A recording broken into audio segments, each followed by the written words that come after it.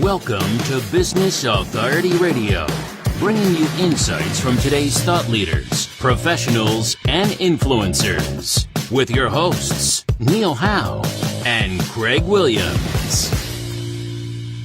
Hello and welcome to the show. This is your host, Neil Howe, and my guest today is Mitch Stephen. And Mitch has been a self-employed real estate investor for over 20 years.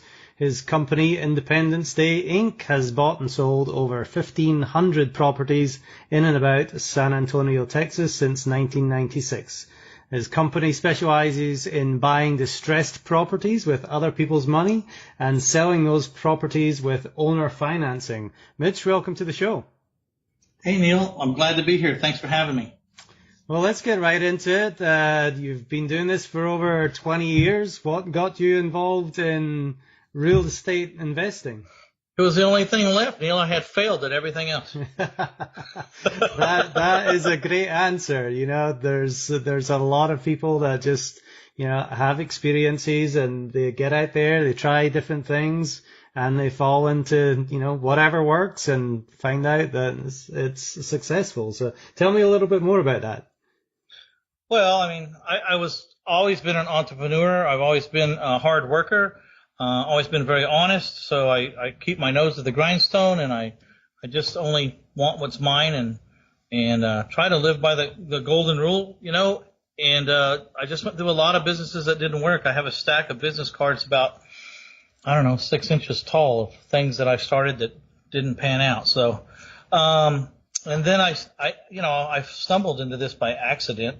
I bought my own place to live, a one-bedroom little condo, and then that kind of got small, so I sold it on payments and bought a two-bedroom condo and figured out that with the money coming in from my one-bedroom condo and a roommate paying for the other bedroom in my two-bedroom condo, that I was living for free. I was even making a couple of bucks and getting to live for free, so I started kind of paying attention to real estate at that point.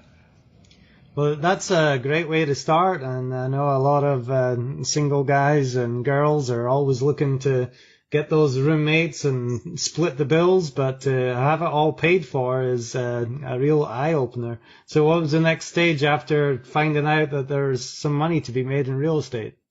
Well, so then I decided I was going to sell them both and go buy a house, and I sold them both within a couple of, and I sold the note on. I'm sorry. Yeah, I was renting the one bedroom out, and I was renting I was renting the one bedroom efficiency apartment out, and I was renting the one bedroom at my two bedroom place, and so I was a landlord for both of them. And then when I decided to sell them, and I was going to go buy a house, and so I sold them both within about 30 days of each other. And I had more money than the bank that I'd ever seen in my life, and I was 22 years old, and I thought, there's more money in the bank account from those two places than I make at my job all year long. And I just started to research and study real estate as a money-making vehicle. I ended up having 25 houses that I was being a landlord for, and then I discovered the landlord myth. And, all that money that's supposed to hit the bottom line is eaten up by all the liabilities. As a landlord, you're responsible for everything, right? From the hot water heater to the kitchen faucet to the front doorknob to the back porch handrail to everything. And so I was with those 25 houses, I was supposed to make $300 a month positive cash flow on each one. That's $7,500 a month. This was 20 years ago. Mm-hmm. I only needed $3,500 to live to pay my bills. My freedom number was $3,500, not to have a job. And I thought, well, that will get it done, because I wasn't so naive to think that I was going to collect the whole $7,500. As a matter of fact, I knew I needed $3,500 to survive per month. So I went ahead and created $7,500 a month potential income so that hopefully I would keep, at least half of it. And I didn't. I ended up losing $1,000 that year. I didn't collect any of it. Or I did, but it would go back out. I tried to sell those houses in traditional ways, but they wouldn't sell because in the neighborhoods that I had them, they weren't strong neighborhoods. and they weren't the kind of people that could qualify for loans. And so I got scared. I hired a professional coach with my last $10,000, and he introduced me to owner financing. Within 3 months, I had sold all 25 houses with an average of $3,000 down. Again, remember, it's 20 years ago. And so all of a sudden, I had collected all the down payments, and I had $75,000 in the bank. And I was collecting the $7,500 a month because when I got the money, when it was sent to me, I never had to give it out to anyone because I was the bank. I wasn't the landlord anymore. I was just the bank. And that's when the light bulb went off. And then the note buyers started calling me, and they said that they wanted to buy my notes. They wanted to buy my income stream from those people in those houses that were sending me payments. And so I sold my 25 notes. So in a matter of about 6 months to 7 months, I went from being this disgruntled landlord to having $500,000 in the bank, and I was, still in my 20s. Wow. That's some great lessons to learn, not only the struggle that you went through thinking that being a landlord and having all these houses producing that monthly income is the way to go, to, realizing that you're making a loss, to turning around and having $500,000 in the bank all within 6 to 7 months. So now that you've got a little bit of experience way back in your 20s, what goes on from there? People started to contact you to get some advice? Well, not really. I mean, mostly I asked myself the question, how can I shortcut what just happened? Why does it have to take 2 or 3 or 4 years, or can I make it happen quickly? So I started owner financing houses and selling the notes on the day that I sold the house. I was having triple closings sometimes. I would buy the house, I would owner finance the house to my buyer, and I would sell the note all in the same closing. I did that like 100 times in a row. And then the people that bought the notes, the largest note buyer in probably the world, Associates, which was a division of Ford Motor Credit, they closed one day. And that's when I learned that I didn't have to sell the notes, because I had 50 houses that I had for sale that were empty, and I was in a panic for about a couple of weeks. I mean, I was really in a cold sweat, can't sleep panic. It's like my business has ended. But all that happened was I couldn't sell the notes. So I went ahead and sold the 50 houses. By now I'd gotten better at this. I was collecting about $5,000 to $6,000 to $7,000 per house in down payments. So I had these 50 houses. Let's just pick an easy number. I sold the 50 houses with $5,000 down a piece on average. That put $250,000 in my bank account. And then I couldn't sell the note, so I had to live with the $500 monthly cash flow, the difference between what I was collecting and what I was paying out to my private lenders. I had to just keep. I just had to live right there. I was stuck right there where I would collect $850 and I'd have to pay out $350 and I'd keep $500 for that house. Well, if you have 50 houses, that's $25,000 a month, and I didn't have to sell the notes, which was a major, that's a major workload. To have to sell notes I wasn't able to sell the notes and make $40,000 per house, but because I couldn't sell the notes, I was making $25,000 a month. And then the light bulb went off. This was way better than the old plan. Why was I ever doing the old plan? The old plan's kind of big dollars up front, but you got to keep doing it every day. And this plan was, wow, what if you got 50 houses to 100 houses? What if you got 100 houses to 200 houses? What if you got 200 houses to 300 houses and you never sold the notes? And so I set out to see how far I could go, and, some 1,500 houses later, here I am. Wow. So that is quite a lot of houses to be responsible for. So what do you advise people right now who are looking to get started in real estate? What do you advise them to do? What's the best way for them to jump in and make some money? Well, I think everybody starts by wholesaling or flipping contracts or just being a bird dog and getting some kind of fee. I mean, most of the time it starts out slow and lower on the totem pole. And then as you start to get some finances, some money underneath you, or some connections, or find the right partner, you can start being the owner or the co-owner. And then after that comes the sole proprietorship, where you break off and do your own thing. And so I think it all starts with, filling a necessary gap in the process. All the big investors need bird dogs. All the big investors need people to help them sell their houses. All the big investors need people to help them do remodeling. I don't know what you're good at, but find something that the big investors need and stay close to them and pay attention.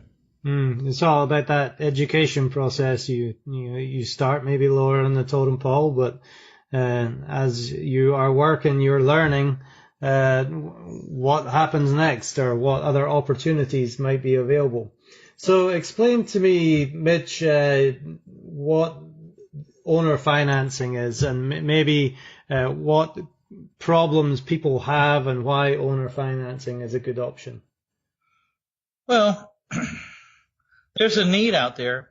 There's people that want to buy houses out there that can't qualify for traditional loans. At the core of my owner finance business is the belief that a person paying $1,000 a month for rent would really rather pay $1,000 a month to own. They just don't know how. And the traditional institutions won't give them the loan. So they're stuck as a renter either until they straighten out their credit and conform, or until they learn about someone like me who will give other people chances under the right conditions. So let's do a case study, like a small case study example. Okay. I find, first of all, I establish my owner finance price by establishing what the rent is in the neighborhood. If the rent is $1,000 in the neighborhood, then I minus the taxes, the monthly taxes, and the monthly insurance, which means that this person has, let's say the taxes and the insurance in this example is $100 for taxes and $50 for insurance. So 1,000 minus 150 leaves $850. That's how much this person has to pay for principal and interest on a house if he's going to move in, because he's going to have to pay the taxes and the insurance, and he'll be right up at the 50.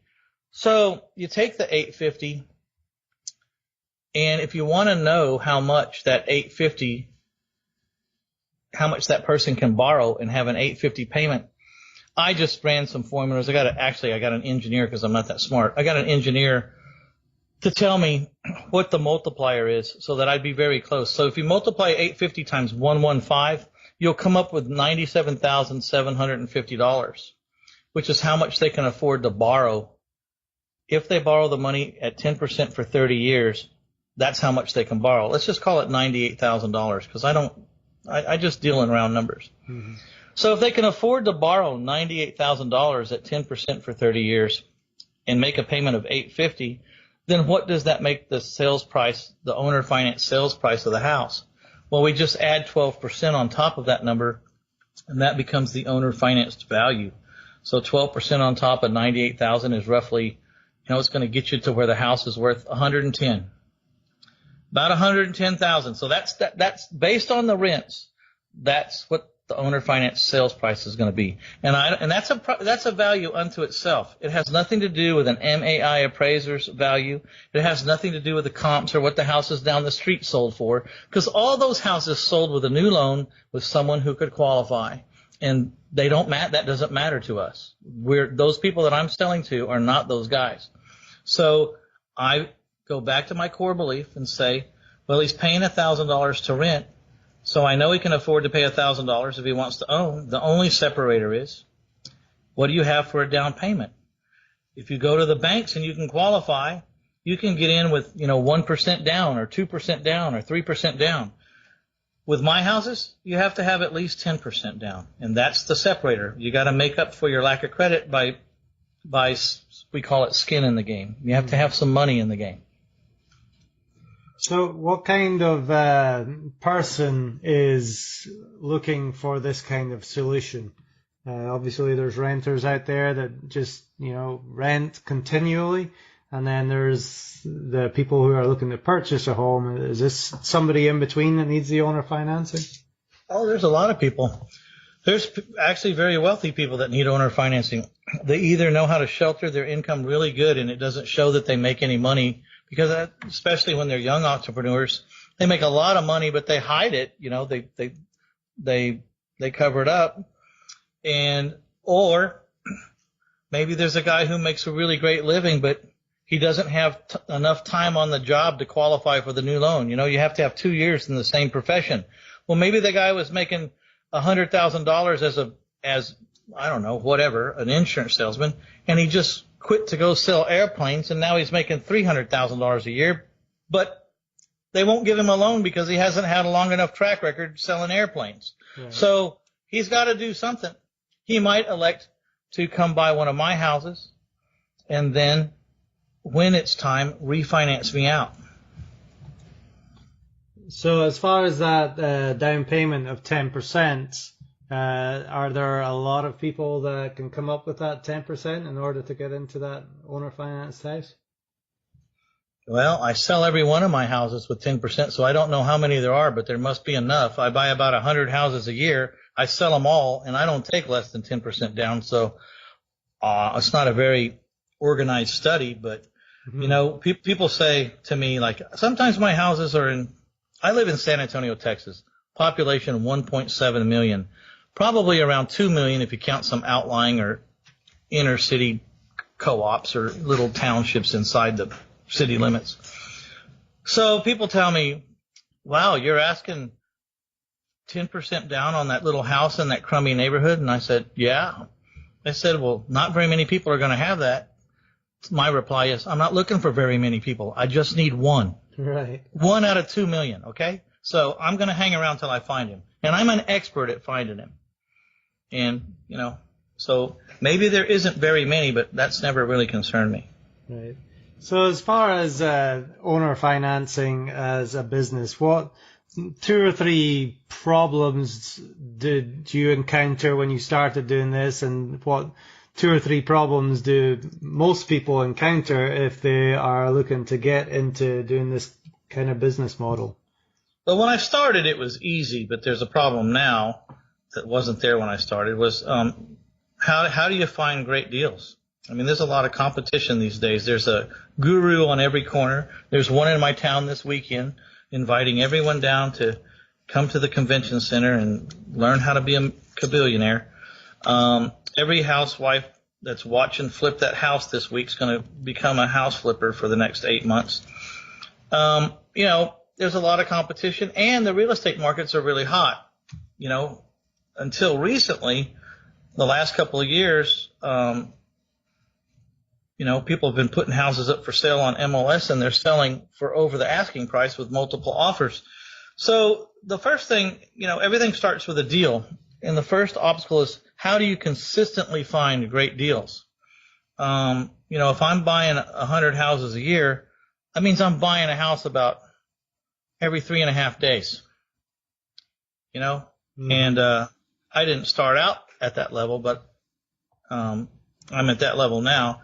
And the other big obstacle is, where do people find the money to fund their deals?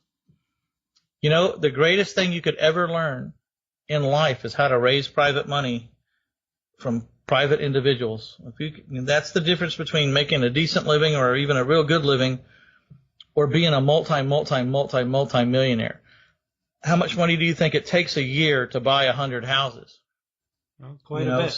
So, yeah, and I even live in a place where there are very, very, very affordable houses. I mean, houses in my neighborhoods, there's a whole lot of houses under $150,000 that I can buy, and then out of those, I buy at least 100 of them for half of what they're worth to me, or to the owner finance value. So raising private money or finding the funding is the other problem. And then lately we've had some other issues with government regulation and Dodd-Frank and being compliant. If you're going to do over 5 houses a year, then you're going to have to be compliant. And so it's really not that difficult. In most states, you're allowed to hire a person to stand between you and your buyer and hand out all the disclosures and keep you compliant, and you agree on a fee for them per house, and you do what they tell you to do, and you stay compliant. So let's talk about the raising private money. Obviously, there's a way to do that works. What might the steps or the process be for that?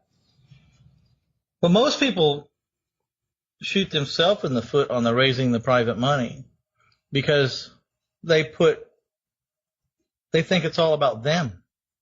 You know, I'm too tall. I'm too skinny. I had a bankruptcy. Who's going to loan me money? I don't have good credit. Who's going to loan me money? I don't have any experience in this business. Who's going to loan me money? I'm 22 years old. Who's going to loan me money? I don't know anybody with money. I'm not a very good salesman. I don't know how to talk to people about money, which is all malarkey. It has nothing to do with you. You're just the person that walks around with a megaphone saying, hey, look over here. What has to do with it is the deal that brings the money. I mean, if I have $1 million house and I want to borrow $100,000 in the first lien position, and if I don't pay you back, you get my $1 million house, you think that's going to be very hard to get, Neil? No. Okay, it's about the deal. So if you have great deals and you're only asking for, 50% of what the house is worth, then and you're offering an 8% interest or 10% interest to your lender, and you're giving them a first lien position through the title company that if you don't pay them, they're going to end up with that house. Well, I mean, the only way you won't get the money is if you don't show it to enough people. That's where people give up. They don't put up the numbers. I'll make a challenge out there to anybody with a great deal. Let's say you have a $100,000 house and you need to borrow $60,000 to buy it. If you can show that to 50 people and get 50 no's in a row, I'll send you a cherry pie or something. It can't be done. It can't, unless you're just going to go down to the homeless shelter and present it to 50 people. But I mean, if you're talking to anybody with anything going on, and a lot of times the people that you don't think have money, you have no idea. I mean, one of my biggest investors works for UPS. He doesn't have a lot of money, but he's been working for UPS for 27 years, and they have an employer's matching retirement plan, which he put everything in every year for 27 years. He's got $2 million in his retirement plan. Okay, he can't touch it because he can't touch it till he's 59 and a half, but he could self-direct it, and he could decide where it goes. So it's things like that, Yeah.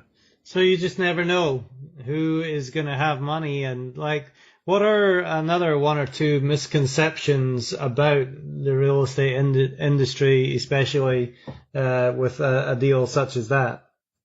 Well, the biggest one is that you need to have money in the first place. I mean, what you need to do is you need to be able to contract a great deal in writing, write a contract that gives you 30, 40, 45, 50, 60, 90 days before you have to close. And then go around and at worst case, see if someone wants to be a partner with you on that house. Hey, you want to be a partner with me on this house? Tell me about the house. Well, the house is worth $150. I got it under contract for $70. You want to be a partner with me? Hell yeah, I want to be the partner. What do I got to do? You got to bring the money. Mm-hmm. I brought the house. You got to bring the money. So you get yourself into a 50-50 position on a $150,000 house that you got under contract to buy for $70. You don't have any money in it. You're going to make half of $80,000.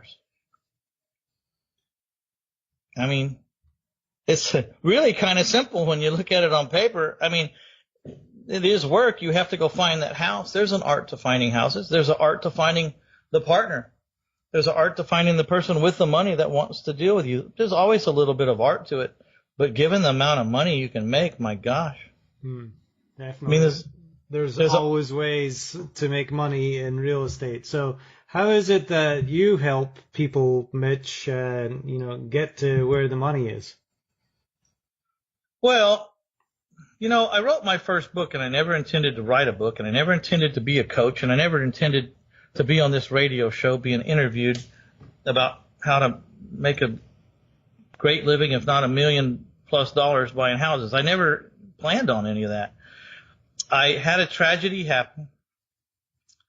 and apparently Forrest Gump ran and Mitch Stephen wrote. And I found out later that it's not unusual for people who suffer tragedies to want to sit down and catalog their life. Why are they here? What have I done? What am I going to do after this? And I was inadvertently grieving or by writing my life story. I did notice while I was doing it, though, it was kind of narcissistic that I would be writing an autobiography about myself when I really hadn't achieved any kind of level like Trump or Branson or any of those mega rich guys. And I thought, this is quite narcissistic. I don't know why I'm doing this, but I didn't stop. Mm-hmm. And then I learned later why I was doing it. But because I was in such a vulnerable position and I really didn't care at the time, I told the truth about everything that happened to me in this business, and it resonated with people. And so then they started calling me and asking me for help. And quite frankly, there were so many people calling me and asking me for help, I just started to explore. I stopped saying no and started to explore what if I say yes to these people? What would it look like? What would it happen? How would it happen? And I went and got some counsel from people that had done it before, and they taught me how to be a good coach and about how that business works. And today my business is going over the $1 million mark in just that one category. Well, congratulations. That is excellent. Now, you've also, talking about your writing, you've got a book series going now that's called My Life in 1,000 Houses. Tell me a little bit about that. Well, that was the first book I wrote, was going through that grieving process. I suffered a tragic death of someone, my brother, to be specific, and I wrote that and I put it out, and it started going places on its own. I mean, it started just moving. I was self-published. I didn't have any help. Just the book kept getting passed along. And the question of the day from the first book, everyone wanted to know, how in the world do you find so many houses? And I thought, I don't know. How do I? And then I started to catalog that. So that became the second book, My Life in 1,000 Houses, 200 plus ways to find bargain properties. And then I started enjoying the I don't know, what do you want to say, the notoriety or the adulation of being an author, and people from all over the United States calling you or sending you emails or whatever and asking questions or offering to help or giving you solutions or telling you about new technology that does X, Y, and Z. And so and then I wrote another book that was just one that I thought needed to be written because I hadn't really seen a lot about it. It's called My Life in 1,000 Houses, The Art of Owner Financing, where I explain exactly how and why and where and when I do my owner financing houses. I mean, I pretty much lay out the whole nuts and bolts of that business in that book. It's not the longest book I ever wrote. It's about 200 and whatever pages, but I charge $50 for the book. Sometimes people call me going, why in the world with this book? How in the world can you ask $50 for this book? And I tell them, well, just go ahead and set that book down and step away from it because you're not ready. Yeah. Step away from the book, please. Well, I love books. I read a lot, and the content that you can pack into a book, you can really learn many lessons from. Maybe if you packaged it together in a $2,000-$3,000 course, they might have taken you up on that offer.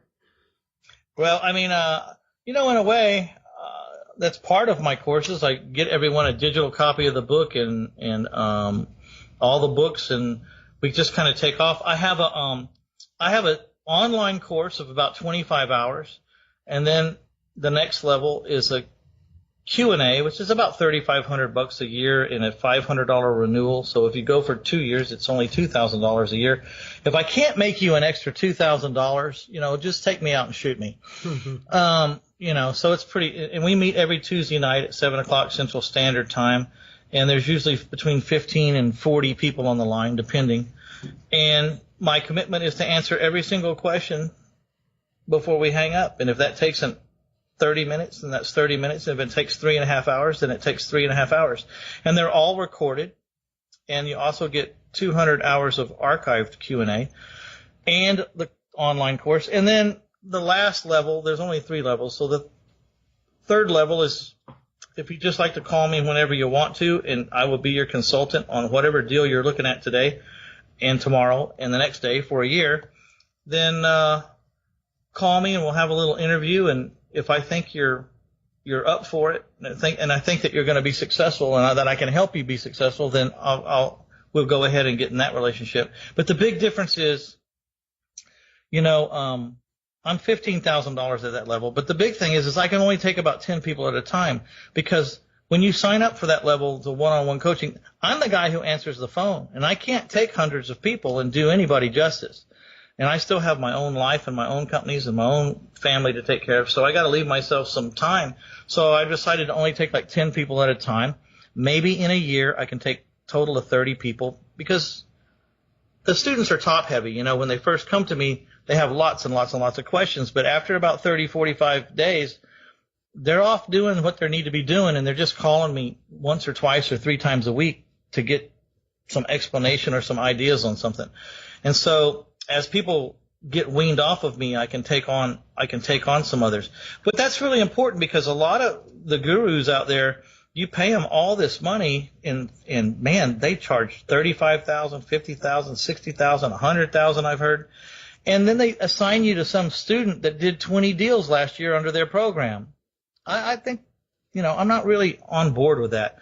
I don't know how you assign a student the intuition I have as a teacher that has done over 1,500 houses and it has been in the business for 22 years. I can't delegate out my intuition or my instincts and to someone. I just can't. And you can only learn so much from a book. And it's really hard to inspire people from a book. When you're in person, you can help inspire people. If they're having a little hard time, you can give them a pick-me-up. If they're getting a little cocky, you can bring them down a notch or two.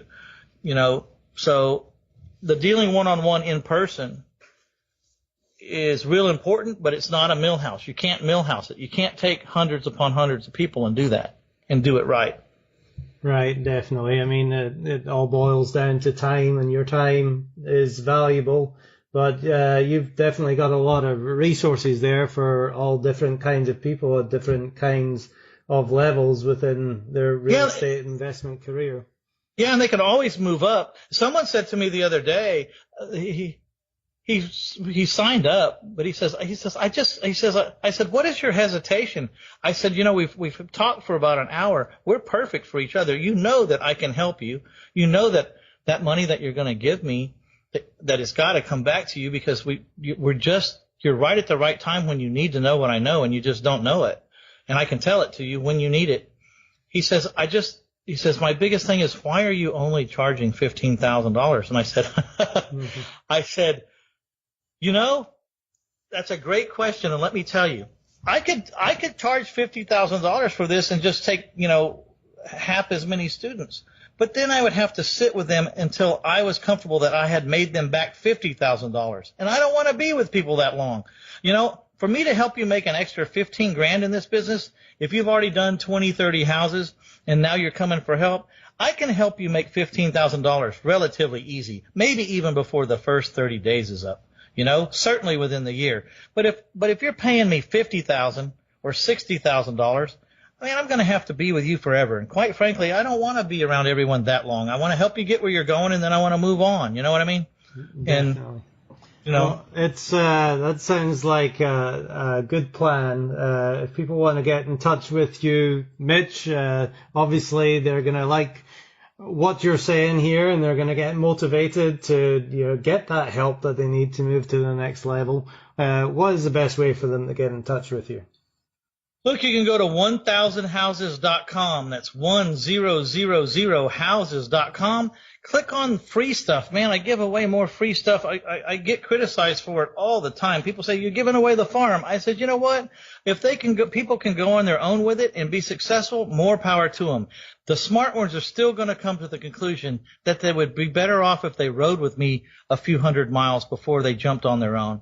It's just common sense. And if you can make it on your own with all I give you, go ahead. I give an hour and 15-minute webinar for free. I give the first 100 pages of my book for free. I give recordings of my Q&A classes for free, so you can see how the interactions are and what goes on in those calls, and you can watch these people progress. Like, it says week 1 and we're having a conversation, and then it says week 10 and we're having another conversation, and you blows your mind how far this guy's come from week 1 to week 10. And we follow a couple of people like that. So a lot of it's in social proof. When you see other people and you hear them in real time on phone calls that cannot be contrived, they just can't be contrived, and you hear people having success, then the obvious inspiration is that, well, if those people can do it, I can do it. And that's what I want you to feel, because you can do it. So you can go there, or you can go, and this is completely free, my podcast, reinvestorsummit.com. It stands, it's the URL for the Real Estate Investor Summit podcast, Real Estate Investor Summit podcast on iTunes and Stitcher and some other things, but I can't remember. But if you just want a URL, go to reinvestorsummit.com, and there I've interviewed over 140 people, and I'm getting really good reviews and about 30,000 downloads per month. So awesome. Well, wonderful resources there, Mitch. You definitely have a lot of knowledge, been in the industry for a long time. I'm sure there's going to be people reaching out to you from this podcast. Mitch Stephen, thank you very much for being my guest today. Hey, no problem, Neil. I'm really excited to reach your audience, and hope everybody's out there having a good month house hunting. Well, if you like what you hear, hit that like button and share, and we'll see you next time on the show. You've been listening to Business Authority Radio with Neil Howe and Greg Williams. To learn more about the resources mentioned in today's show, or to listen to past episodes, visit businessauthorityradio.com.